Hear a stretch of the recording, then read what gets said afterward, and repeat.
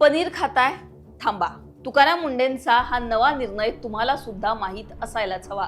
अनेक बनावट गोष्टींचा बाजार उठवल्यानंतर तुकाराम मुंडेंनी आपला मोर्चा पुन्हा एकदा पनीरकडे वळवलाय. एफडीएच्या याच दणक्याबद्दल या व्हिडिओतून बोलूयात. नमस्कार, मी पूजा, तुम्ही पाहताय लोकमत. राज्यात एनॉलॉग पनीरवर बंदी घालण्यात आली आहे. येत्या वर्षभरासाठी बंदी लागू राहणार आहे.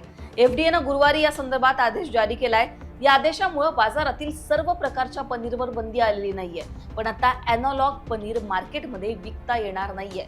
एनॉलॉग आणि नॉन डेअरी पनीरच्या उत्पादन, प्रक्रिया, पॅकिंग, साठवणूक, त्याचं वाहतूक, त्याचं वितरण आणि विक्री या सगळ्यांवर 1 वर्षासाठी बंदी लागू करण्यात आली आहे. या निर्णयाबद्दल आपण सविस्तर जाणून घेऊ. त्याआधी एनॉलॉग पनीर म्हणजे नेमकं काय हे तुम्हाला सांगते.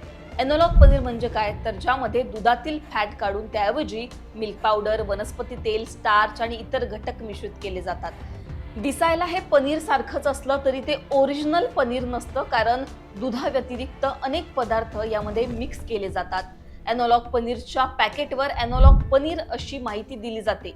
दिसायला आणि चवीला हा पनीर सारखा वाटणारा पदार्थ ओरिजिनल पनीरमध्ये मोडत नाही. आता एनॉलॉग पनीरमध्ये दुधातील स्निग्धांऐवजी स्वस्त वनस्पती तेल किंवा पाम तेल वापरलं जातं. यामध्ये सॅच्युरेटेड फॅट्स आणि ट्रान्स फॅट्स जास्त असल्याने रक्तातील वाईट कोलेस्ट्रॉल वाढतं आणि हार्ट अटॅक किंवा रक्तवाहिन्या ब्लॉक होण्याचा धोका असतो. आता एनॉलॉग पनीरचा नेमका धोका काय आरोग्याला ते सुद्धा तुम्हाला थोडक्यात सांगते. तर एनॉलॉग पनीरमध्ये घट्टपणा आणण्यासाठी स्टार्च आणि केमिकल्स वापरले जातात.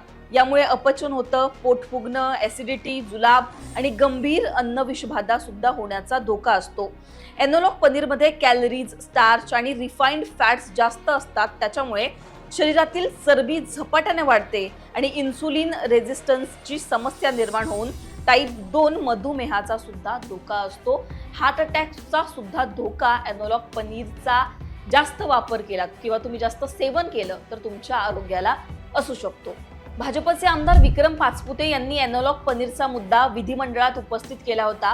पनीरच्या नावाखाली विकल्या जाणाऱ्या एनॉलॉग पनीरमुळे ग्राहकांची दिशाभूल होतेच, त्याचा आरोग्याला सुद्धा याच्यामुळे धोका होतो, असं विक्रम पाचपुते यांनी अन्न व औषध प्रशासन मंत्री नरहरी झिरवाळ यांना लिहिलेल्या पत्रात म्हटलं होतं. आता यानंतर एफडीएनं ही धडक कारवाई केली आहे.